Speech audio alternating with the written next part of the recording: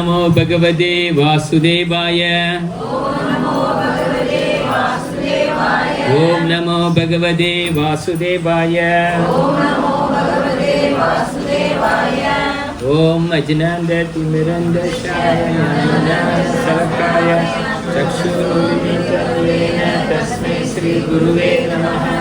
श्री चैतन्य मनोभीष्टं स्थापितं येन भूतले स्वयं रूपं ददामह्यं ददाति स्वयं परमं वन्देऽहं श्रीगुरो श्रीयुतपदकमलं श्रीगुरुं वैष्णवंश्च श्रीरूपं सहगणा रघुनाथान्वितं सञ्जीवं साद्वैतं सवधूतं परिजनसहितं कृष्ण चैतन्यदेवं श्रीराधा कृष्ण पादं सहगणा ललिता श्रीविशुद्धविदंश।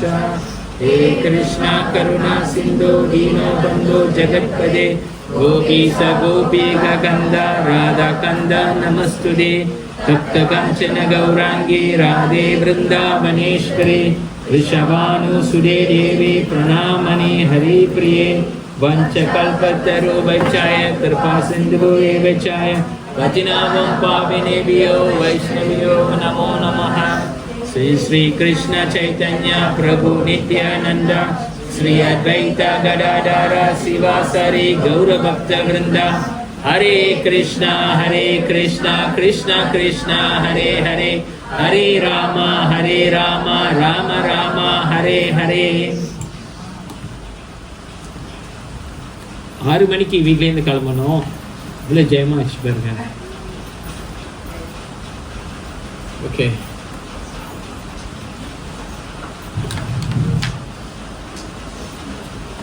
சரி. இன்னைக்கு நம்ம பகவத்கீதா சீரீஸில் 9.6 நம்ம படிக்கிறோம். ஓகே, இந்த 9 9வது அத்தியாயம் மிக ரகசியமான ஞானத்தை பற்றி நம்ம தெரிஞ்சுக்கிறோம். ஸோ ஏற்கனவே போன வாரம்லாம் நீங்கள் இந்த 9வது சாப்டரை நீங்களாம் படிச்சுட்டு வந்திருப்பீங்க. ஓகே, ஸோ இது இந்த 9வது சாப்டர் பார்க்க போனால் நடுவில் உள்ள ஒரு சாப்டர். ஸோ அந்த நடுவில் இருக்கிறது இந்த பகவத்கீதாவில் ஒரு நடுவில் இருக்கிற சாப்டர் ரொம்ப ரொம்ப ப்ரிஷியஸான ஒரு சாப்டர். ஓகே, என்ன சொல்லுவாங்க, ரொம்ப வேல்யூவான ஒரு சாப்டர். ஓகே, இதில் அதனால தான் இந்த ரகசியத்தை இங்கே ஆரம்பிக்கிறாரு 9வது சாப்டரில் கிருஷ்ண பகவான். ஓகே, ஸோ 9வது சாப்டர் 9.6 எல்லாரும் வச்சுருக்கீங்க Bhagavad Gita. Very good, thank you. Okay, 9.6. Okay, படிக்கிறோம். எல்லாம் சொல்லுங்கள்.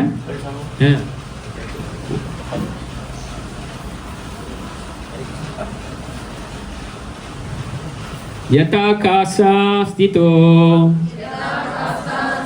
நித்யம் வாயு சர்வத்ராகோ மஹன் तथा सर्वाणि भूतानि मत्स्थानि ते उपाद्राय यथाकाशा स्थितो नित्यं वायु सर्वत्र गो महान् तथा सर्वाणि भूतानि मत्स्थानिति उपाद्राय. Anyone? Prabhus? Anybody? Anyone? Yatakasasti no nityam Vayu sarvatra go mahan Bhutani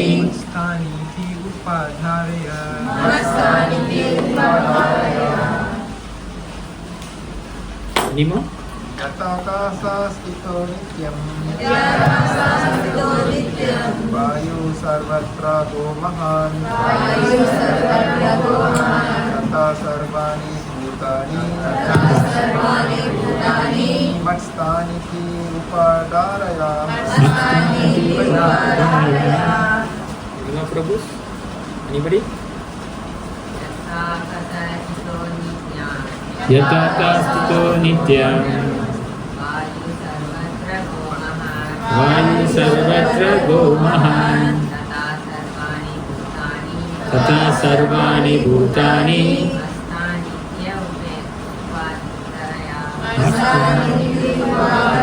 माताजी यथाकाशस्थितो नित्यं वायु सर्वत्र गो महान् तथा सर्वाणि भूतानि मत्स्थानीति उपधारय यथाकाशस्थितो नित्यं वायु सर्वत्र गो महान् तथा सर्वाणि भूतानि मत्स्थानीति उपधारय. One more. यथाकाशस्थितो नित्यं वायु सर्वत्र गो महान् तथा सर्वाणि भूतानि मत्स्थानीति उपधारय. यथा just as aksasthita situated in the sky, nityam always, vayu the wind, sarvatra ga blowing everywhere, mahan great, tata similarly, sarva bhutani all created beings, matstani situated in me, iti thus, upadraya try to understand. Translation: understand that as the mighty wind blowing everywhere rests always in the sky, all created being rest in me. தமிழ்ல யாரும் வச்சிருக்கீங்களா? தமிழ் பகவத்கீதை யாரும் வச்சிருக்கீங்களா? Okay, திருப்பி எல்லாரும் சொல்லுங்க. Understand that as the mighty wind blowing everywhere rests always in the sky, all created being rest in me. Purple. Okay. Prabhu, Englishல படிக்கலாம்ல? Okay. பண்ண போறீங்களா? அதான் யாரை பாட்டி தமிழ்ல சொல்ல போறீங்களா?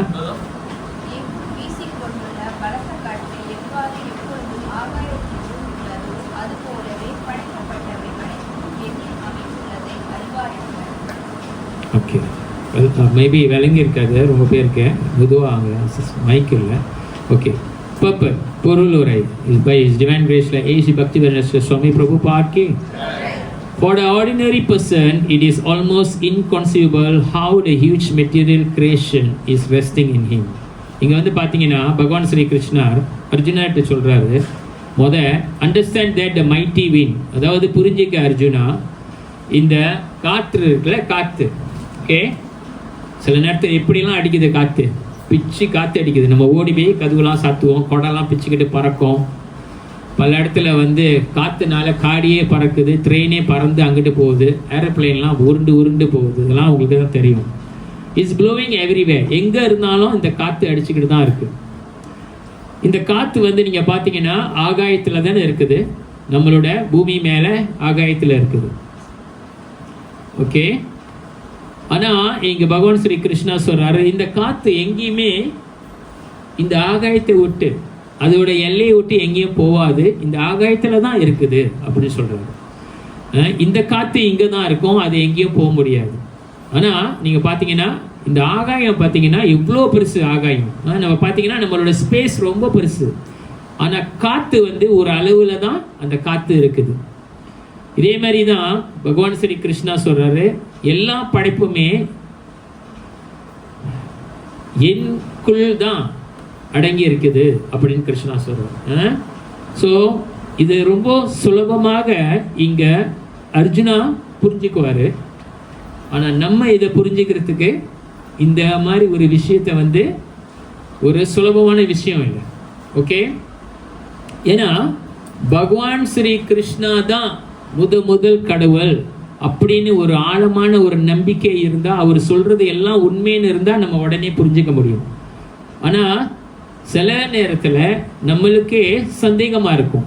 அந்த மாதிரி சந்தேக நேரத்தில் நம்மளுக்கு வந்து ப்ரூபாட் வந்து இங்கே ஒரு குருவாக இதை எடுத்து நம்மளுக்கு பொருளுரையில் எடுத்து அழகாக எடுத்து நம்மளுக்கு விளக்கத்தை எடுத்து சொல்கிறாரு. அப்போ தான் நம்மளுக்கு புரியும் அப்படின்னு.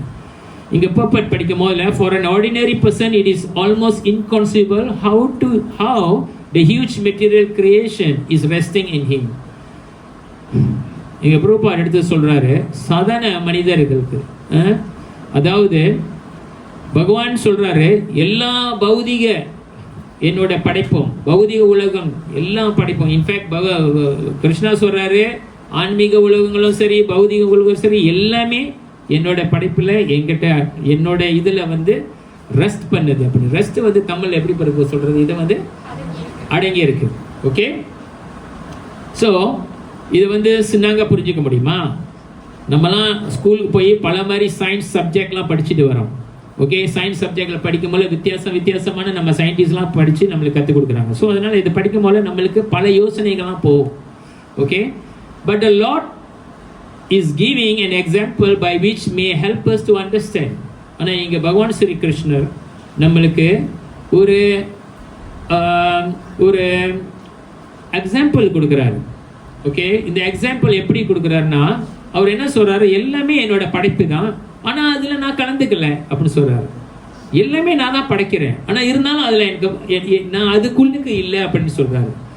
ஸோ சில நேரத்தில் நீங்கள் பார்த்தீங்கன்னா நம்மளுக்கு ஒரு குரு இதை எடுத்து விளக்குறதுக்கு ரொம்ப இம்பார்ட்டண்டான இருக்குது. ஸோ இது எப்படி சொல்கிறாருன்னா, இந்த இதை நம்ம கூட படிச்சுட்டு வருவோம். The sky may be the biggest manifestation that we can conceive. அதாவது இந்த ஆகாயம் வந்து ரொம்ப பெருசு, ரைட்டா? நம்மளுக்கு தெரியும் ரொம்ப பெருசு, போய்கிட்டே இருக்கும் இந்த ஸ்கை, ரைட்டா? And in that sky the wind or air is the biggest manifestation in this cosmic world. இந்த உலகத்தில் பார்த்தீங்கன்னா இந்த ஆகாயத்தில் நம்மளுக்கு காற்று இருக்கு, ரைட்டா? ஆகாயத்தில் காற்று தானே இருக்கு, ரைட்டா? நெருப்புலாம் வேற பக்கம் இருக்கு, தண்ணி வேற பக்கம் இருக்கு, ஆகாயத்து மேலே காற்று இருக்கு. ஆனால் நீங்கள் பார்த்தீங்கன்னா ஆகாயத்து மேலேயும் தண்ணியும் இருக்கு, ரைட்டா இல்லையா? அந்த தண்ணி வந்து அப்புறம் மழையாக வருது. இங்கே பகவான் ஸ்ரீ கிருஷ்ணா சொல்றாரு, ஆகாயத்து மேலே இப்போ காற்றை பற்றி பேசுறாரு. ஆனால் ஆகாயம் அவ்வளோ பெருசு, நம்ம மூன் வரைக்கும் போய்கிட்டே இருக்கலாம், சன் வரைக்கும் கூட போயிட்டு இருக்கலாம். ஆனால் காற்று வந்து எப்படி தான் அது சுற்றி சுற்றி அடித்து பயங்கரமாக அடித்தாலும் அது ஒரு லிமிட்டில் தான் அந்த ஸ்கை வச்சிருக்கு, அதுக்கு மேலே காற்று இருக்காது. அதுதான் இங்கே சொல்ல வர்றாரு. The movement of the air influence the movement of everything. இந்த காற்று அடிக்கிறதுனால பல விஷயங்கள் நம்மளுக்கு நடக்குது. மழை, கரெக்டான மழை, அதாவது பெருக்கு, அப்புறம் கடல் பெருக்கு, அப்புறம் கடல் சுருங்கி போகுது, இந்த மாதிரி பல விஷயங்கள் நம்மளுக்கு நடந்துட்டு இருக்கு. But although the wind is great, it is still situated within the sky. The wind is not beyond the sky. இவ்வளோதான் அந்த wind, அவ்வளோ அதுக்கு சக்தி இருந்தாலும், ஆனால் இந்த காற்று வந்து இந்த ஆகாயத்துக்குள்ளுக்கு தான் அடங்கி இருக்குது, அதுக்கு மேலே இல்லைன்னு இங்கே கிருஷ்ணா வந்து ஒரு எடுத்துக்காட்டில் அவர் சொல்றார். Similarly, all the wonderful cosmic manifestations are existing by the supreme will of God. So Prabhupad சொல்றாரு, இதே மாதிரி தான் இப்போ அந்த காற்று பற்றி சொல்றாரு. காற்று வந்து இந்த ஆகாயத்துக்குள்ளுக்கே அடங்கி இருக்கு. இதே மாதிரி தான் பகவான் ஸ்ரீ கிருஷ்ணா எல்லாத்தையும், ஆன்மீக உலகமும் சரி பௌதிக உலகமும் சரி எல்லாத்தையும் அவங்க கீழே அடக்கத்தில் தான், அவர்னால தான் காரணமே சொல்றாரு. And all of them are subordinate to the supreme will. எல்லா மாதிரி இருந்தாலும், காத்தா இருந்தாலும் நெருப்பா இருந்தாலும் எல்லாமே இருந்தாலும் பகவான் கீழே தான் அது வந்து அந்த எல்லா சக்திகளும் நடப்படுதுன்னு சொல்றாரு. இங்க என்ன சொல்றது? As generally we say, not a blade of grass moves without the will of the supreme personality Godhead. ஒரு பில்லு கூட ஆட முடியாது, பகவானோட கருணை இல்லாம அந்த ஒரு பில்லு கூட அசையாதுன்னு சொல்றாரு. Thus everything is moving under his will. By his will everything is being created, everything is being maintained, and everything is being annihilated.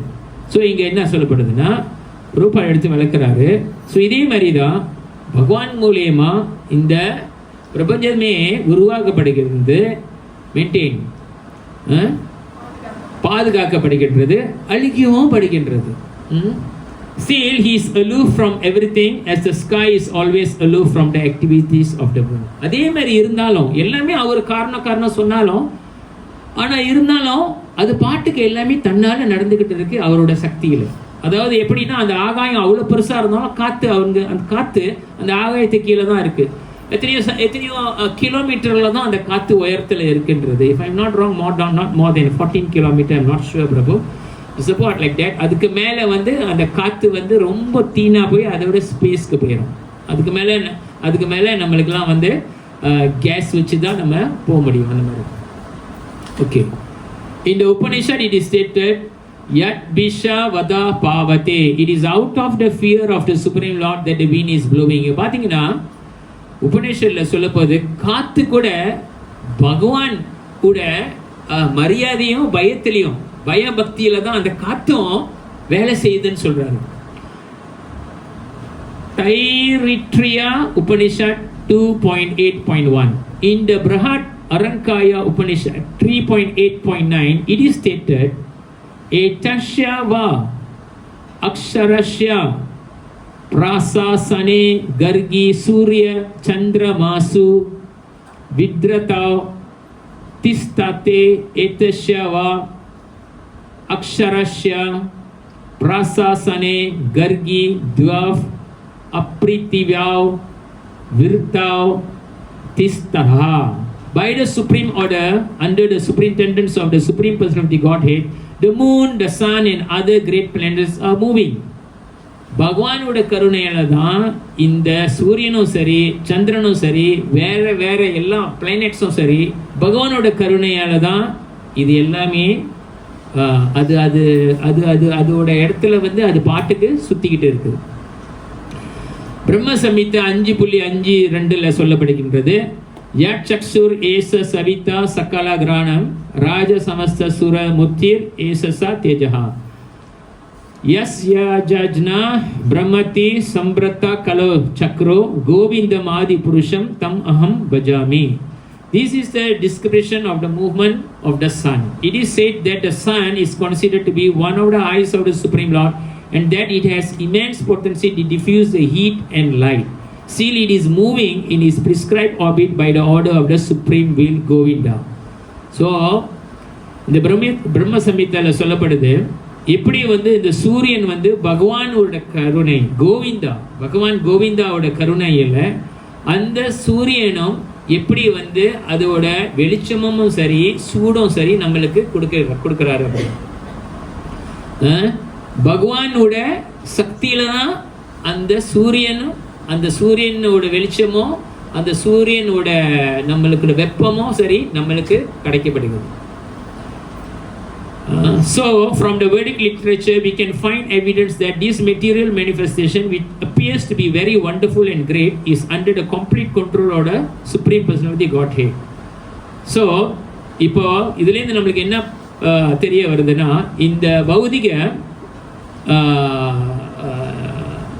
இந்த பௌதிக கிரியேஷன் படைப்புகள் நம்மளுக்கு பார்க்க ரொம்ப அழகா இருக்கும். சில இடத்துல இவ்வளோ அழகா இருக்கு, சில இடத்துல பார்க்க நம்மளுக்கு அவ்வளோ அழகா இருக்கு. நீங்க டிவியில தட்டி 4K வீடியோவில் வந்து what you call the 10 places of the what you call beautifulனா எவ்வளோ இடம்லாம் நம்ம பார்க்க முடியுது. இவ்வளோ பியூட்டிஃபுல் பிளேசஸ்லாம் இதெல்லாம் பார்க்கப்படுது. ஆனால் இது எல்லாமே பகவானோட சக்தியோ கருணையால தான் இது அடங்கி இருக்குன்னு சொல்லப்படுது. This is further explained in the later verses in the chapter. அதாவது இதை பற்றி இன்னும் ஆழமாக அடுத்த ஸ்லோகங்களில் வந்து இது சொல்லப்படுது. ஸோ இதுலேருந்து நம்மளுக்கு என்ன தெரியுது? சூரியனும் சரி சந்திரனும் சரி எல்லா உலகங்களும் சரி எப்படி அதெல்லாம் அதோட இடத்துல வந்து கரெக்டாக இன்னைக்கு பௌர்ணமி அவரோட பௌர்ணமியோட இதை நம்மளுக்கு காட்டுறாரு. எல்லாமே வந்து பகவானோட சக்தியிலையும் அவரோட கருணையில தான் நம்மளுக்கு இதெல்லாம் வருகின்றது. ஸோ சயின்ஸ் புக்கில் நம்ம இதை படிச்சோம்னா இதை பற்றி பேச மாட்டோம்.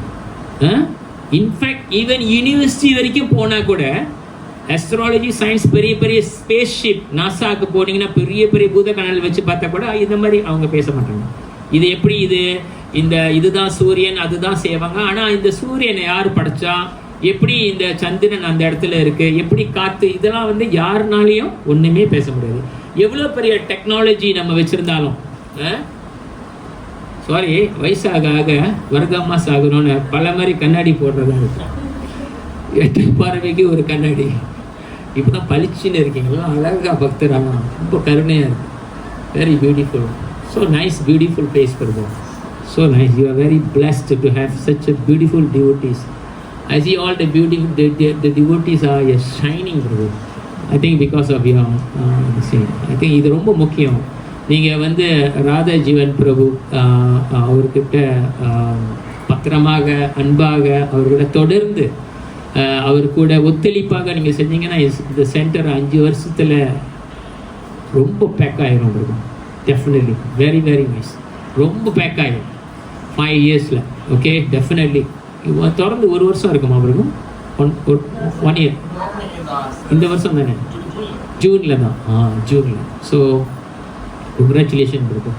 ஓகே, ஸோ இப்போ பார்த்தீங்கன்னா இதை சில பேர்னால எல்லாருனாலையும் நம்ப முடியாது, சில பேர்னால நம்ப முடியும். இதே மாதிரி ஒரு பிராமணர் இருந்தார். இந்த 9வது சாப்டர்லேயும்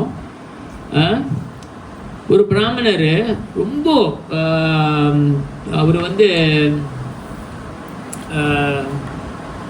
அதாவது அன்னாடம் வந்து அவர் வந்து இதை படிப்பார். என்னது படிப்பார்? கீதையை படிப்பார். அதுவும் அந்த கீதையை வந்து சாதாரணமாக படிக்க மாட்டார், அவர் ரொம்ப ஆழமாக படிப்பார் பகவத்கீதையை. ஸோ இந்த பிராமணர் வந்து ஆனால் என்னன்னா வந்து அவர் ரொம்ப ஏழை, அளவுக்கு மீறி ஏழை. அவருக்கு மனைவி இருக்குது, பிள்ளைங்களாம் இருக்குது. ஒரு கட்டத்தில் நீங்கள் பார்த்தீங்கன்னா இதெல்லாம் நீங்கள் வரப்போகுது இந்த ஸ்லோகங்கள். அந்த ஸ்லோகத்தில் நீங்கள் பார்த்தீங்கன்னா யோகக்ஷேமம் வஹாமி அகம் அப்படின்னு சொல்லப்படுது. அப்போ அதில் என்ன சொல்கிறாருன்னா பகவான் ஸ்ரீ கிருஷ்ணா பகவான் சொல்கிறாரு, நானே வந்து என்னோட பக்தர்களுக்கு என்ன தேவையோ அதை நான் கொடுப்பேன்னு சொல்கிறாரு. நீங்கள் பார்த்தீங்கன்னா அந்த ஸ்லோகத்தில் நீங்கள் பார்த்தீங்கன்னா உங்களுக்கு இருக்கிறத நான் பாதுகாப்பேன், உங்களுக்கு தேவையில்லாதது அதை நான் வந்து ஒதுக்கி வைப்பேன், இப்படிலாம் சொல்லுவார். ஸோ அது வந்து வேறு சாப்டரில் நீங்கள் வேறு ஸ்லோகத்தில் வரும். ஆனால் இதெல்லாம் 9வது மிக ரகசியமான ஸ்லோகத்தில் தான். ஸோ இந்த பிராமணர் பார்த்தாரு, இவ்வளோ ஏழையாக இருக்கும். ஓகே, பகவானே வந்து நம்மளுக்கு தேவைப்படுறத வந்து கொடுக்குறேன்னு சொல்கிறாரு, இதை எப்படி நான் நம்புறது? அதாவது ஒரு பிராமணர் தொடர்ந்து பக்தி இதில் இருந்து அந்த பகவத்கீதையை படிக்கிற வரைக்கும் அவருக்கே ஒரு சந்தேகம் வருது, இது இருக்குமா? ஒரு சமயம் அவரோட பக்தர்கள் மூலியமாக தான் எனக்கு வரணும்னு இருந்திருக்கணும், அப்படி எழுதியிருக்கணும். எப்படி பகவானே வந்து எனக்கு இதை கொடுப்பாரு, எனக்கு என்னோட குறைகளை தீர்த்து வைப்பாரு, எப்படி பகவானே கொடுப்பாருன்னு அப்படின்னு சொல்லப்படுது. அப்படின்னு சொல்லிட்டு அவர் red colour marker, red colour பேன்ல வந்து அதை வெட்டிடுவார். அதை வெட்டிட்டு அவர் வந்து தொடர்ந்து அன்னாடம் அவர் எப்படி வந்து அவருக்கு வந்து வீட்டில் வந்து அவர் வந்து இந்த அரிசி பொருள் இதெல்லாம் எப்படி எடுத்துகிட்டு வருவார்னா, அவர் போய் பிச்சை கேட்பார். வீடு வீடாக போய் வேறோட பக்தர்கள் என்னாச்சும் கொடுத்தாங்கன்னா அவங்களுக்கு அதை எடுத்துகிட்டு வந்து அதை தான் சமைச்சு சாப்பிடுவோம். அந்த மாதிரி அவர் ரொம்ப பிளெயினான ஒரு பர்சன், பியூர் சன்னியாசி மாதிரி. ஓகே, என்ன கிடைக்கிதோ அதை எடுத்துகிட்டு வருவார். ஸோ அந்த மாதிரி அவருக்கு அந்த டைமில் ரொம்ப கஷ்ட நிலையில் இருந்தார். அன்னைக்கு போனார். ஆனால் அன்னைக்கு போகும்போதுல யாருமே அவருக்கு எதுவுமே கொடுக்கல. ஒரு ஆளும் ஒரு விஷயத்த சொல்கிறாங்க. ஐயா, என் பிள்ளை வந்து இன்னைக்கு ரொம்ப அவசரமாக போகணும், எனக்கு கொஞ்ச நேரம் எனக்கு டைம் இல்லை, மன்னிச்சிருங்கய்யா, நான் அவங்கள பார்க்கணும். இன்னொரு சொல்கிறாங்க, என் வீட்டில் இறப்பு வந்துருச்சு, அதனால நான் இது செய்கிற நிலைமையில இல்லை. ஸோ இந்த மாதிரி ஒரு ஆளும் ஒருத்தவங்களும் யாருமே அந்த பிராமணருக்கு எந்த ஒரு அன்னதானமும் கொடுக்கல. அப்போ அவரு இந்த பக்கம் இந்த மாதிரி அவர் ரொம்ப யோசிச்சுட்டு இருந்தார், ரொம்ப கவலையா, எப்படி நான் வீட்டுக்கு போய் என் பிள்ளைங்களெல்லாம் நான் இன்னைக்கு காப்பாத்துறது, என் மனைவியெல்லாம் ரொம்ப பசியில இருக்குமே, வீட்டில் ஒண்ணுமே இல்லையே அப்படின்னு. இந்த பக்கம் இப்படி அவர் நினைக்கும் போதுல ஒரு குட்டி நீளமான ஒரு அழகான பையன் வீட்டில் வந்து கதவு தட்டுறாங்க. கதவு தட்டி பெரிய ஒரு மூட்டை, சரியான மூட்டை. அந்த மூட்டையில வந்து எல்லாமே இருக்கு, காய்கறியிலேருந்து தானியங்கள்லேருந்து எல்லாமே இருக்குது. அப்படி ஒரு அவ்வளோ மூட்டையை வந்து அந்த குட்டி பையன் கொண்டாந்து கொட்டுறாரு வீட்டில். அப்புறம் அவங்களோட வைஃப் கேட்குறாங்க, ஐயா நீ யாரு? அவர் சொல்றாரு, உங்களோட கணவனோட நான் வந்து சிசியனு. அப்படின்னு. என் கணவனுக்கு சிசியனு இருந்தது எனக்கு தெரியாத? இல்லை இல்லை, உங்களுக்கு தெரியாது, அவர் தான் என் சிசியன். அதோட வேற என் மேலே ரொம்ப கோவப்பட்டாரு. நான் இதெல்லாம் என்னால் தூக்க முடியல, இவ்வளோ ஜாமான் ரொம்ப ஸ்லோவாக வீட்டுக்கு எடுத்துகிட்டு வரேன்னு என்னைய வேற அடித்தாரு. இங்கே பாருங்க உங்க கணவர் எப்படி அடிச்சாருன்னு முதுவை தூக்கி காட்டினாரு. அங்கே ஒரு நீட்டாக ரெட் கலர் லைன் ரோத்தான ஒன்று அடித்தா எப்படி இருக்குமோ அந்த மாதிரி. அவங்க ஒய்ஃப்க்கு ரொம்ப ஆத்திரம் வந்துடுச்சு. இவ்வளோ பெரிய அழகான ஒரு பையில வந்து என் புருஷன் இவ்வளோ கொடூரமாக அடிச்சிருக்கிறாரா, அதுவும் சாப்பாடுக்கு படு இல்லாத நேரத்தில் கொண்டாந்து எல்லாத்தையும் கொண்டாந்து கொட்டுறாரு இந்த பையன். இவ்வளோ வேலை செஞ்சிருக்கிற, இருக்கட்டும் என் புருஷன் வரட்டும், அவருக்கு நல்ல ஆப்பு இருக்கு அப்படின்னு. அப்போ இரியா தம்பி, நீ ஒன்றும் கவலைப்படாத, நான் உனக்கு ருசியாக ஆக்கி பிரசாதமாக நான் உனக்கு கொடுக்குறேன் அப்படின்னு அவங்க கிச்சன் பக்கம் போயிட்டாங்க. எங்கள் வீட்டில் சைடில் அடுப்பாங்காரன்னு சொல்லுவாங்க, உங்கள் வீட்டில் சைடில் என்ன சொல்லுவாங்க? குசினின்னு சொல்லுவாங்க, சில பேர் எப்படின்னு சொல்லுவாங்க தெரியல. ஓகே, ஸோ அது ஒரு டேர்ம்ஸ் இருக்கு. ஓகே, ஸோ அவங்க கிச்சனில் போய் சமைச்சுக்கிட்டு இருக்கும் போதுல இவர் வராரு, ரொம்ப தலை குனிஞ்சி சோகமாக வராரு. அவர் புருஷன் வந்தோடனே, புருஷன் வந்துட்டாருன்னு தெரிஞ்சு ஓடி வந்து அப்படி கத்துறாங்க அவங்க மனைவி புருஷனை. அவங்க புருஷன் பார்க்குறாரு, என் ஒய்ஃபு என் வாழ்க்கையில இப்படி ஒரு சத்தம் போட்டதே இல்லையே, என்ன இப்படி என் ஒய்ஃப் இப்படி சத்தம் போடுற, என்ன ஆச்சு இவளுக்கு, என்ன ஆச்சுமா, ஏன் இப்படி என்னை ஏசுற அப்படின்னு. என்ன ஏசாம என்ன செய்யுது, அவ்வளோ பெரிய அந்த பையன், அவ்வளோ பெரிய அழகான ஒரு பையன், இப்படியா நீங்கள் அவனை போட்டு அடிச்சிருக்கணும், அவனை இப்படி கொடுமையாக வேலை வாங்கியிருக்கீங்க அப்படின்னு. பாரு எவ்வளோ ஜாமான. அவர் முழிக்கிறாரு, இதெல்லாம் நான் எடுத்துட்டேன், நான் சொல்லலை, எனக்கு ஒன்று. அவர் சொல்றாரு, நீங்கள் உங்களோட சிஷியன்னு. இல்லையம்மா, நான் எனக்கு யாரும் சிஷியன் இல்லை. எங்கே அந்த பையன் பார்க்கும் போல அந்த வீடு பூரா தர்றாங்க, அந்த பையன் இல்லை. அப்போ அந்த பிராமணர் அவர் மனசில் மனம் நிறைஞ்சி அந்த அன்னைக்கு படித்தார்ல காலையில் அந்த வேர்ஸு, அதாவது உனக்கு தேவைப்படுறதெல்லாம் நான் கொடுப்பேன், உனக்கிட்ட இருக்கிறதெல்லாம் நான் பாதுகாப்பேன், இப்படிலாம் சொல்கிறாருல்ல. அந்த வேர்ஸ் அவர் படிக்கும் போதில் அவர் பார்க்குறாரு, அவர் வெட்டியிருந்த அந்த கோடு வந்து காணா போச்சு. அப்போ அவருக்கு புரியுது, கிருஷ்ண பகவானே வந்து எனக்கு இதை வந்து நான் இருக்கிறேன், நான் தான் இதை இந்த வார்த்தைகள்லாம் சொல்றதெல்லாம் உண்மை, நம்புயா அப்படின்னு சொல்றாரு. இதே மாதிரி தான் இப்போ நம்ம சொல்றதும் வந்து ஒரு சயின்ஸ், ரொம்ப டெக்னிக்கலான ஒரு டேர்ம் இது. இது நாட் ஈஸி டு அண்டர்ஸ்டாண்ட். அதாவது இன்னும் படிச்சு இன்னும் எல்லாம் அறிஞ்சிருக்கு எல்லாம் நிறைய நாலேஜ் வச்சிருக்கவங்களுக்கு இன்னும் கஷ்டமா இருக்கும். இப்போ அறியாம ஒருத்தவங்க வர்றவங்களுக்கு ஒன்று சொன்னா அவங்க சின்னாங்க இருக்கும். அதனால நீங்க பார்த்தீங்கன்னா சம்டைம்ஸ் புதுசா வராங்களா, யாராச்சும் நீங்க புதுசா வந்திருக்கீங்களா, இல்ல ஒரு மாசமா வந்துட்டு இருக்கீங்களா, கடந்த ஒரு மாசமா புதுசா யாராச்சும் வந்திருக்கீங்களா? கை தூக்குங்க. அம்மா அவங்க பேர் என்ன? வசந்தி. வசந்திக்கு ஒரு பெரிய ஹரிபோல் கை தட்டி கொடுங்க. ரொம்ப நன்றிம்மா. இதே இடத்துக்கு தொடர்ந்து நீங்க வாங்க. உங்களுக்கு என்ன உங்க வாழ்க்கையில குறையோ சரி, தேவையோ சரி, ஆன்மீக வாழ்க்கையில எது இதெல்லாம் குறைஞ்சிருக்கோ எல்லாமே நல்லது நடக்கும். ஓகேயா? நீங்க என்னைக்குமே அவர் அங்க பாத்தீங்களா, அவரோட படம் இருக்குல்ல, அவர் காலை பிடிச்சிங்க, தலைவரோட கருணையை பிடிச்சிங்க, பக்தரோட சங்கத்தை பிடிச்சிங்க, எல்லாம் ஓஹோ நேரம். ஓகே, அதை ஒண்டி விட்டுறாதீங்க. இப்போ பார்த்தீங்கன்னா இந்த மாதிரி புதுசாக வராங்களே, நம்மளாம் சம்டைம்ஸ் ரொம்ப படிச்சிருப்போம். பிரபு நம்மளாம் ரொம்ப படிச்சிருப்போம். நம்ம ரொம்ப படிச்சிருப்போம். இந்த படித்தவங்களுக்கு ஒன்று, இப்போ புதுசாக வராங்க, இது என்ன அது அதிசயமாக இருக்குது, இதெல்லாம் புதுசாக இருக்குது, ஒரு பொம்மை மாதிரி ஒரு சாமி இருக்குது, நான் பார்த்ததே இல்லையே, இது என்ன மாதிரி சாமி இருக்குது, இந்த சாமியெல்லாம் வித்தியாசமாக இருக்கும். ஆமாவா இல்லையாம்மா? சில பேருக்கு நம்மளுக்கு வித்தியாசமாக இருக்கும். அப்போ நம்ம எடுத்து சொல்லுவோம், இதுதான் கிருஷ்ணர் இப்படி இருக்கிறாரு, இப்படி. ஓ அப்போ ஆமாவா அப்படின்னு. இந்த ஹரி கிருஷ்ணா நாமத்தை ஜபம் பண்ணுங்க. ஓ இது கிருஷ்ண நாமமா? அப்போ இது வந்து அவங்க அவங்க முயற்சி பண்ண போதுல சில நேரத்தில் அவங்களோட மனசு ரொம்ப சுத்தமாக இருக்கும். அது என்ன சொல்லுவாங்கன்னா அப்பாவி மாதிரி. அதாவது அறியாமையா இருக்கிறவங்க வந்து ஒரு அப்பாவி மாதிரி.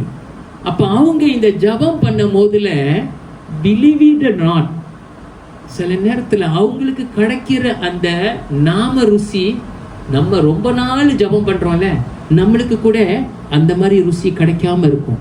இப்போ புதுசா வந்தவங்களுக்கு அப்ப நீங்க கேட்கலாம் வசந்தி கிட்ட, வசந்தி அம்மா இவ்வளோ நல்லா இருக்கு, ரொம்ப நல்லா இருக்கு, உங்க பிரசாதம்லாம் ரொம்ப நல்லா இருக்கு, உங்க பக்தர்லாம் அவ்வளோ அழகா இருக்காங்க, வெரி நைஸ், உங்களோட உங்களோட அதாவது ஆல்டார்ல கிருஷ்ணாவே நான் பார்க்குற மாதிரி இருக்கு, அந்த மாதிரிலாம் ஒரு ஃபீலிங்ஸ் வரும். ஏன் அந்த மாதிரி வருதுன்னா அவங்க வெரி இன்னசென்ட் இருக்கும் போது, அது என்ன சொல்லுவாங்க, இன்னசென்ட் அப்பாவியா இருக்கும் போதுல, அதாவது இட் பிகம்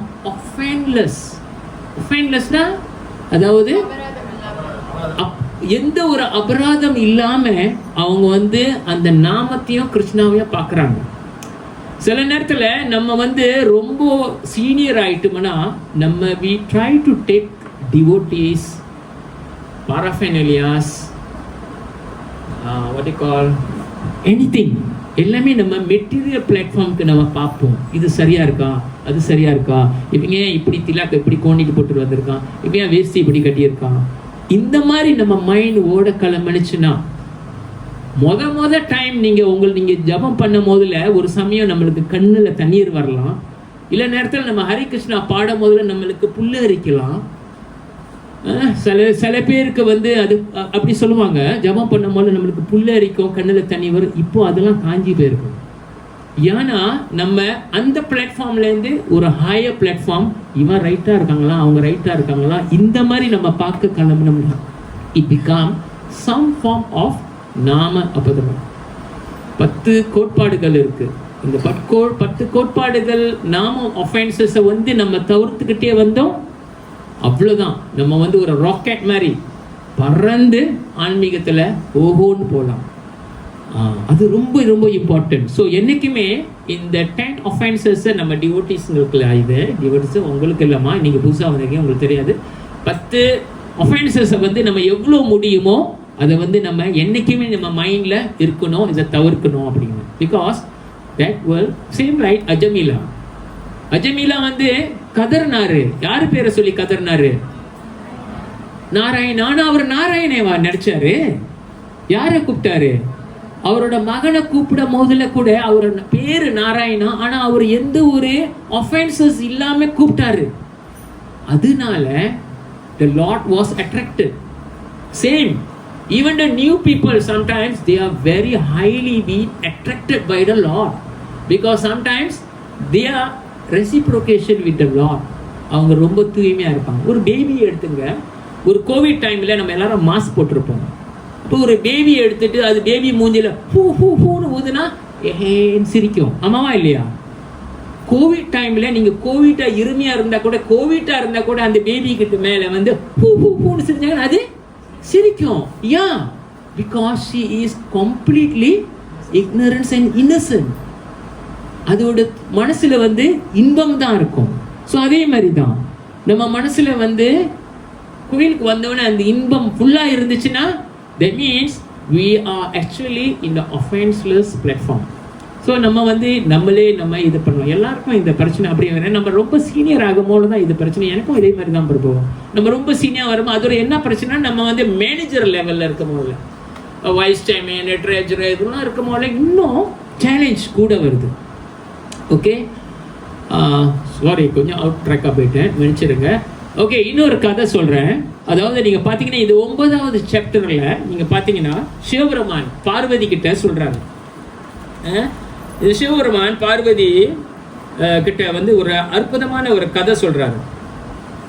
ஏன்னா பார்வதி வந்து இந்த பகவத்கீதையை பற்றி அதோட க்ளோரிஸை பற்றி கேட்கும் போதுல சிவபெருமான் ஒரு சாப்டருக்கும் ஒரு கதை சொல்கிறாரு. அப்போ இந்த சாப்டருக்கும் ஒரு கதை சொல்கிறாரு. மாதவா அப்படின்னு ஒரு பிராமணர், ரொம்ப பியூரான ஒரு பிராமணர் அவர் வந்தார். அவர் ரொம்ப ஸ்பெஷலாக வந்து எல்லா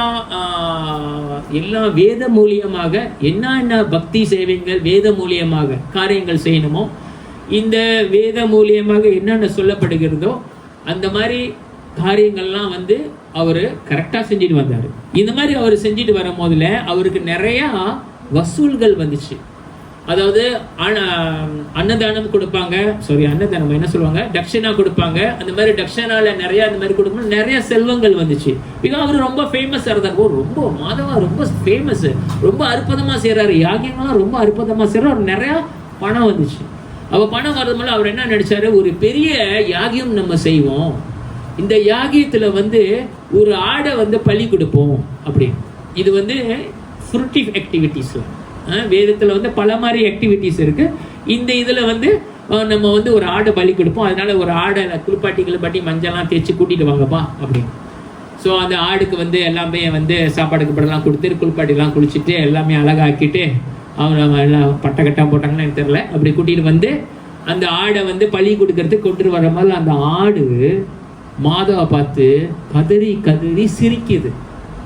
எப்படி சிரிக்குது?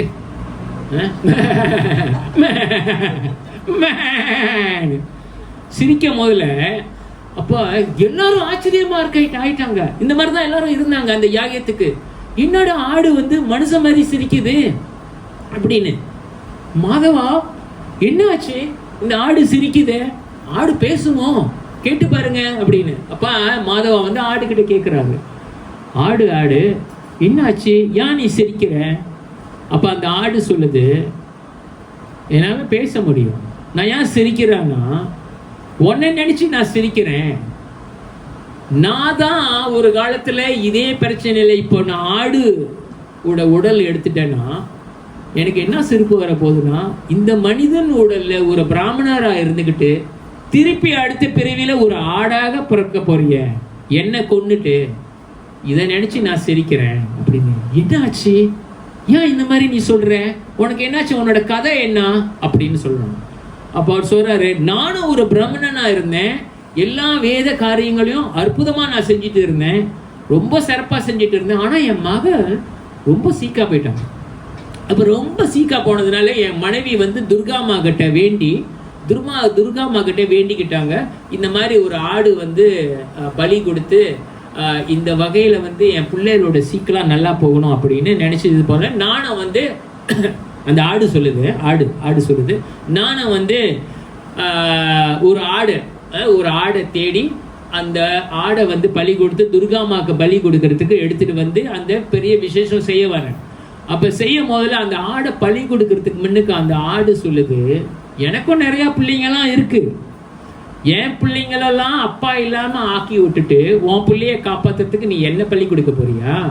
நான் உனக்கு இப்போ சபிக்கிறேன். ரைட்டா சொல்றது? சபிக்கிறேன். அதாவது அடுத்த பிறவியில் நீனும் ஒரு ஆடாக பிறக்கணும் அப்படின்னு சொல்லிட்டு அந்த ஆடு பலிக்கு போச்சு.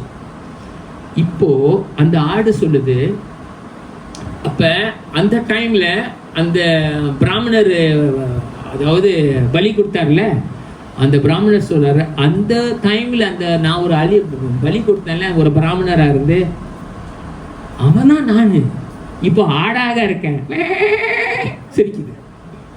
இப்போ இந்த மாதிரி ஒரு சிச்சுவேஷன் யாரு சொல்றா? இந்த கதை ஆடு சொல்லுது. ஆனா இந்த கதையை எல்லாமே யாரு சொல்றா? சிவபெருமான் பார்வதி கிட்ட சொல்றாரு.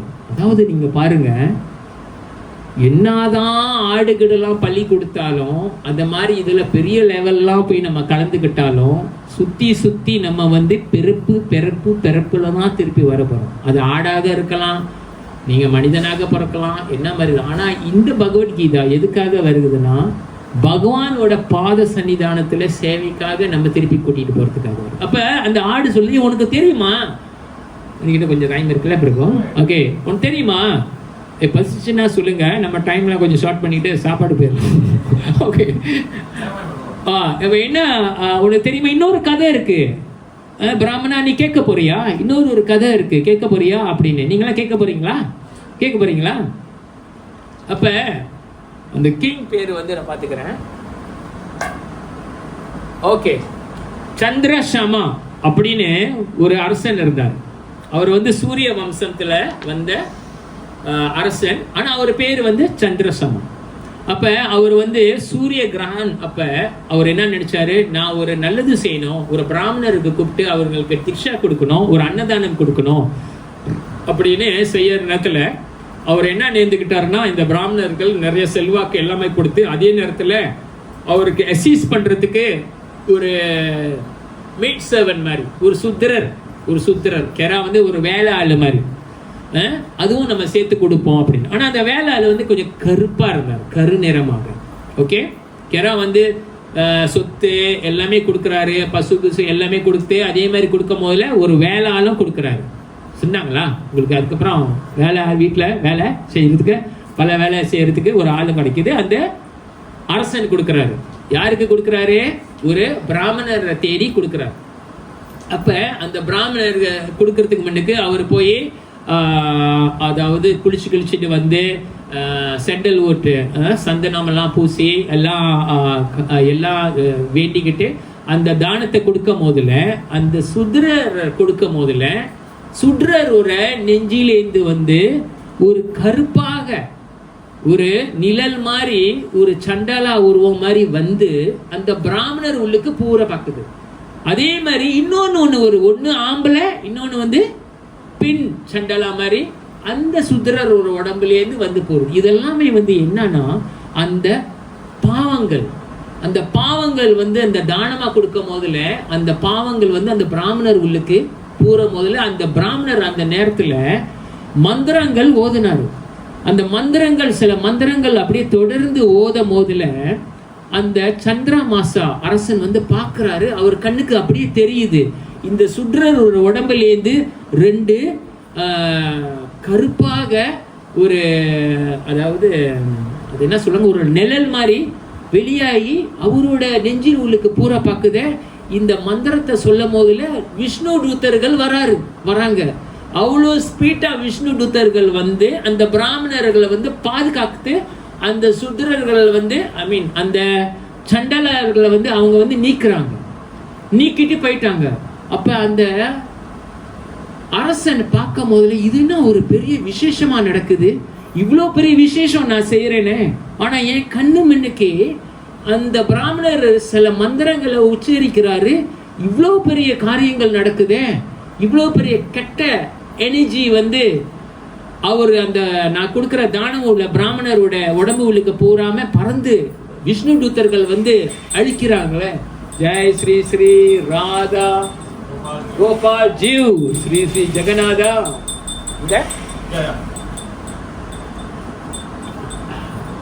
ஜெய் ஸ்ரீ நரசிம்ம பகவான்.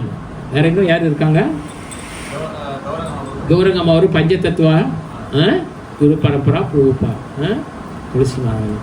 ஓகே, எங்க கதை சொன்னேன்? ஸோ இப்போ வந்து அந்த அரசன் வந்து என்ன அவர் கேட்கிறாருன்னா, பிராமணா நீ மந்திரங்கள் படிச்ச, சில மந்திரங்களை உச்சரிக்கும் போதுல அந்த தீய சக்தி வந்து உன் உடம்புகளுக்கு போக முடியாம விஷ்ணு தூதர்கள் வந்து எடுத்துட்டு போறாங்களே, இது என்ன மந்திரங்கள் நீ படிக்கிற அப்படின்னு சொல்லும் போதுல அந்த பிராமணர் சொன்னாரு, நான் 9வது அத்தியாயத்துல உள்ள பகவத்கீதாக்களோட ஸ்லோகங்களை தான் படிச்சேன்னு சொன்னார். இப்போ நம்ம இன்னைக்கு படிச்சது கூட இந்த 9வது அத்தியாயத்துல ஒரு ஸ்லோகம் நீங்களாம் ரிப்பீட் பண்ணியிருப்பீங்க. Just imagine how powerful that sloka. So the 9th chapter இங்க சிவபெருமான் சொல்றாரு, நம்ம கிட்ட இருக்கிற எல்லா பயத்தையும் இந்த ஸ்லோகங்கள் எடுத்துவிடும். உங்ககிட்ட இப்போ ஒரு பயம் இருக்குன்னா டோன்ட் வரி, இந்த எல்லா ஸ்லோகங்களும் நீங்க படிங்க, உங்ககிட்ட இருந்து பயம் போயிடும். It will free from you for all fear. So அப்ப இந்த கதையை யாரு சொல்லிக்கிட்டு இருக்கா? இப்போ ஆடு சொல்லுது. இந்த ஆடு வந்து ஒரு பிராமணர்கிட்ட சொல்றது. இந்த எல்லா கதையும் வந்து சிவபெருமான் சொல்றாரு. இப்போ எல்லாரும் எதுக்கு முடிவு பண்ணி விட்டாங்கன்னா, எந்த ஒரு யாகியமா வேணா ஒன்றும் வேணா, நம்ம எல்லாருமே உட்காந்து 9வது அத்தியாயத்தை ஸ்லோகத்தை படிச்சாலே போதும், நம்ம பகவான் கிட்ட திரும்பி டாப் லெவலுக்கு போவோம் அப்படின்னு கை தட்டி கொடுங்க. ஸோ நீங்க பாத்தீங்கன்னா இவ்வளோ ஒரு அற்புதமான ஒரு விசேஷங்கள் இதெல்லாம். ஜஸ்ட் இமேஜின், சில நேரத்தில் சில இறப்பு நேரத்தில் நம்ம ஸ்லோகங்கள் படிப்போம், 8வது சாப்டர் இப்படி Just imagine how fortunate that soul. அந்த இறப்பு இருந்தவங்க சில பேருக்கு ஒன்றுமே புரியாது. ஆனால் how fortunate, ஏதோ ஒரு வகையில் பகவான் ஸ்ரீ கிருஷ்ணா அந்த ஆத்மாவை காப்பாற்றுறதுக்காக பக்தர்கள் அனுப்புகிறாங்க.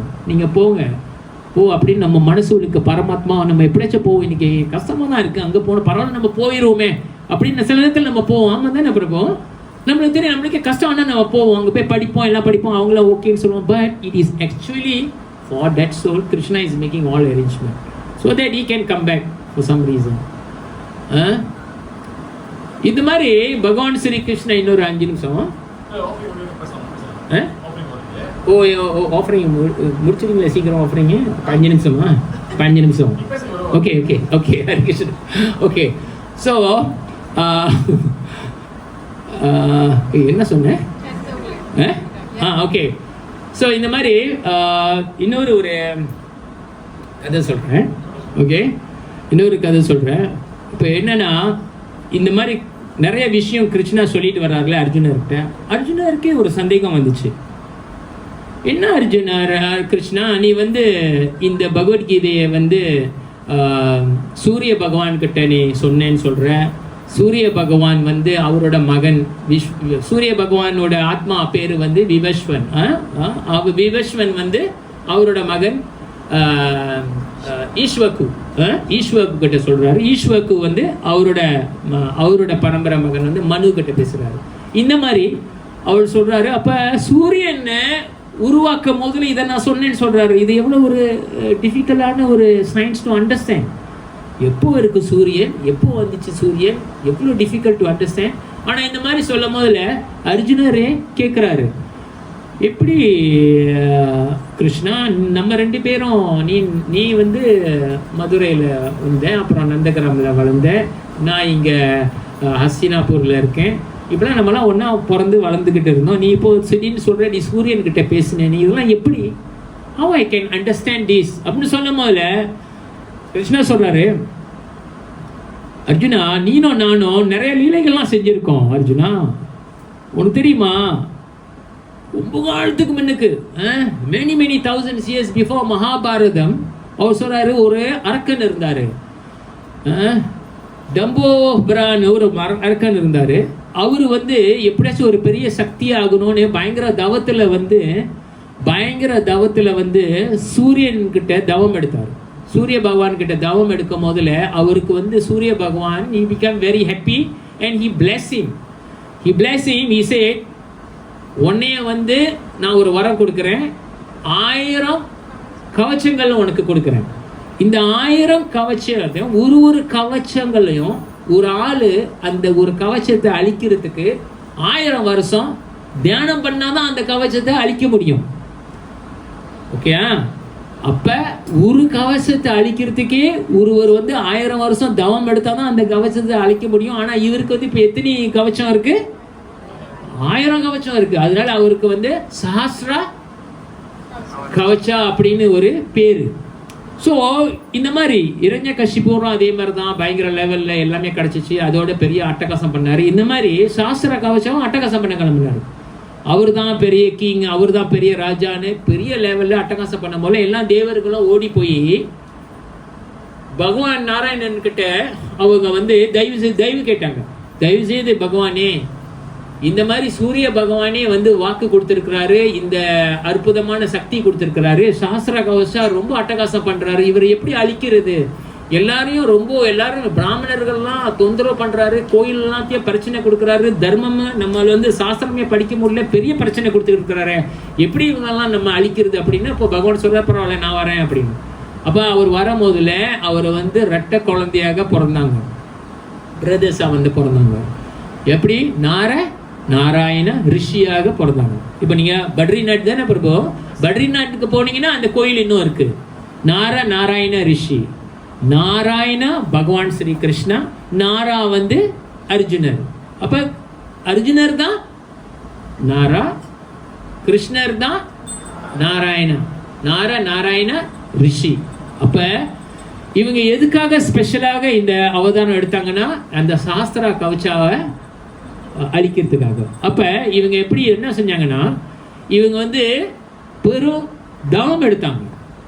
1000 வருஷம் தவம் எடுக்கும் போதுல இந்த ஒரு கட்டத்தில் அர்ஜுனா பாதுகாப்பாக இருப்பார், ஒரு கட்டத்தில் கிருஷ்ணா பாதுகாப்பாக இருப்பார். இப்போ இந்த ஒரு கட்டத்தில் என்ன ஆச்சுன்னா 1000 வருஷம் தவம் எடுக்கும் போதுல இவர் வராரு. யாரு வராரு? சாஸ்திர கவச்சா வந்து அவர் கூட போர் போடும் போதுல அவர் சிரிக்கிறாரு. சாஸ்திர கவச்சா, உங்களுக்குலாம் தெரியுமா என்னை அழிக்கிறதுக்கு 1000 வருஷம் தவம் எடுத்தாதான் அழிக்க முடியும். நீங்களாம் யாருல? நீங்களாம் என்ன அழிக்கிறீங்க? ரிஷி மாதிரிலாம் இருக்கீங்கன்னா. ஆனா 1000 வருஷம் தவம் எடுத்துட்டாங்க. 2 பேரும் 1000 வருஷம் தவம் எடுத்துட்டாங்க. இப்போ வந்து சண்டை போட முதல்ல கிருஷ்ண பகவான் இப்போ அர்ஜுனரும் கிருஷ்ணரும் மாத்தி மாத்தி தவம் பண்றதுக்கு, இப்போ உதாரணத்துக்கு இப்போ கிருஷ்ண பகவான் நாராயணர் வந்து நாராயண ரிஷி வந்து சண்டை போட முதல்ல, அவர்கிட்ட சண்டை போட முதல்ல 1000 வருஷம் தவம் எடுத்துட்டாரு. இப்போ சண்டை போட முதல்ல இந்த சண்டை வந்து எவ்வளவு நாள் எடுக்குது? 1000 வருஷம் எடுக்குது. Can we imagine? நம்ம வந்து 50 வயசு 100 60 வயசு 70 வயசு எவ்வளோ டைம், ஆனால் 1000 வருஷம் எடுக்குது. அந்த சண்டையில் வந்து 1000 வருஷம் எடுத்து அந்த ஒரு கவச்சாவை பறிச்சோன்னே சூரிய பகவான் இன்னும் அவங்களுக்கு என்ன ஒரு விசேஷமான ஒரு சக்தி கொடுத்தாருன்னா, யாரு வந்து அந்த ஒரு கவச்சத்தை பறிக்கிறாங்களோ உடனே அவங்களோட உடல்லேருந்து ஜெய் ஸ்ரீ ஸ்ரீ ராதா கோபால் ஜி கி. Very beautiful. ராஜகோபால் ஜி எங்கேருந்து இந்த டேட் எங்க ஒரிஜினல் எங்க இருக்காங்க? Orissa. Okay okay, alright. That's the reason you are keeping. Okay, very nice. So they are showering blessing through your Guru Maharaj. எங்க கதையை விட்டேன்? 1000 வருஷம். ஓகே, 2 நிமிஷம் கொடுங்க, முடிச்சிடுறேன். ஓகே, ஸோ இந்த மாதிரி அவர் சூரிய பகவான் என்ன கொடுத்தார், என்ன சொன்னார்னா, யாரு வந்து அந்த கஷ்டப்பட்டு சண்டை பட்டு இந்த ஒரு கவச்சத்தை அழிக்கிறாங்களோ அவங்களோட உயிரும் அவங்களோட உடம்புல இருந்து போயிடும் அப்படின்னு. அப்ப இந்த மாதிரி இப்போ அர்ஜுனர் சண்டை போடுறாரு வச்சுங்களேன். அவர் யாரு? நாரா சண்டை போடுறாரு. அவரு ஒரு கவச்சத்தை எடுத்தோடனே அவரோட உயிர் அவர்கிட்ட இருந்து போனோடனே நாராயணா இருக்கிறார்ல, அவரு 1000 வருஷம் இப்போ வந்து தவம் பண்ணிட்டு இருக்கிறாரு. இந்த பக்கம் சண்டை ஓடுது. அவருக்கு என்ன சக்தி இருக்குன்னா, இந்த பிரிஞ்ச உடல் ஆத்மா அந்த உடல்ல இருந்து பிரியுதுல, அந்த உடல்ல வந்து திருப்பி அந்த ஆத்மாவை உள்ளுக்கு வைக்கிற சக்தி வந்து அந்த மந்திரத்தை பாவிச்சு திருப்பி வந்து அந்த நாராவோட ஆத்மா, வெளியாகின ஆத்மா வந்து திருப்பி உள்ளுக்கு வச்சு இவரு போய் இப்போ தவம் பண்றாரு 1000 வருஷம். இப்போ நாராயண ரிஷி வந்து சண்டை போடுறாரு.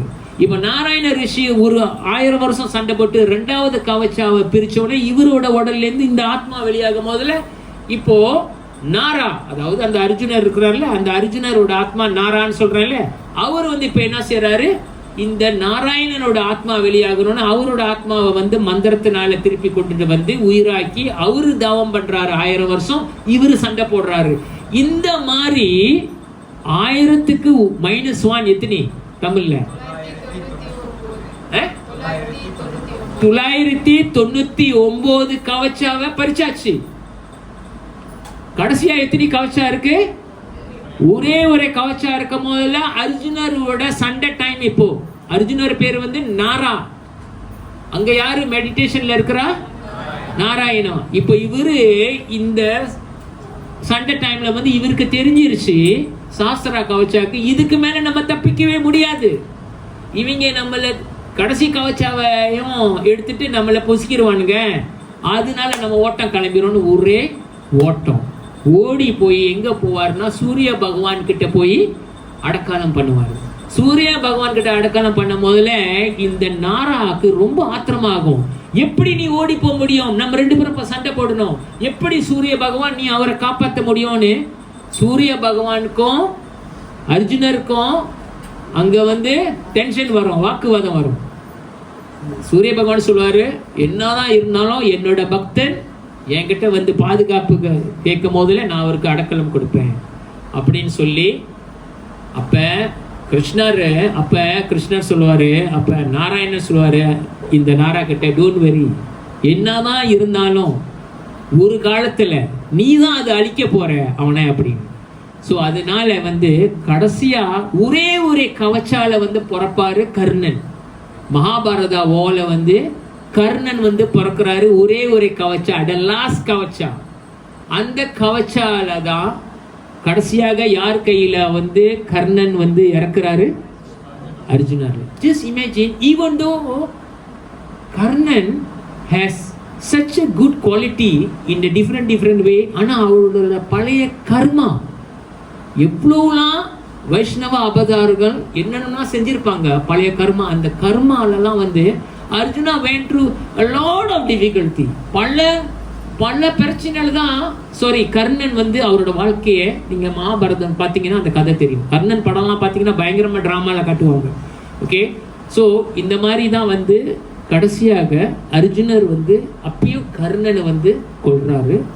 அந்த கவச்சத்தையும் பறிக்க முடியுது. யாருனால? இவங்க 2 பேருனால பக்காட் பண்ணி. யாரு? அர்ஜுனர் அண்ட் கிருஷ்ணா. எத்தனையோ ஜென்ம பிரணாளுக்கு முன்னுக்கு யாரா இருந்தாங்க? Narayan. Hare Krishna. Thank you very much.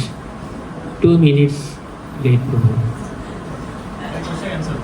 Question Prabhu எல்லாம் கொஸ்டின் ஆன்சர் நீங்களே ஆன்சர் பண்ணலாம். நீங்க பாத்தீங்கன்னா என்ன டாபிக் எல்லாமே வீடியோல வச்சிருக்கிறாருல அவரு. அமேசிங் பிரபு. எனிதிங். நீங்க அவங்களோட சப்ஸ்கிரைப் பண்ணிட்டீங்களா? நீங்க எல்லாருமே சப்ஸ்கிரைப் பண்ணியிருக்கீங்க. யாரு சப்ஸ்கிரைப் பண்ணல இன்னைக்கு சப்ஸ்கிரைப் பண்ணிருங்க. அவங்களோட யூடியூப் சேனலை சப்ஸ்கிரைப் பண்ணிருங்க. அப்படியே எல்லாமே வருது என்னென்ன வேணுமோ அப்படின்னு.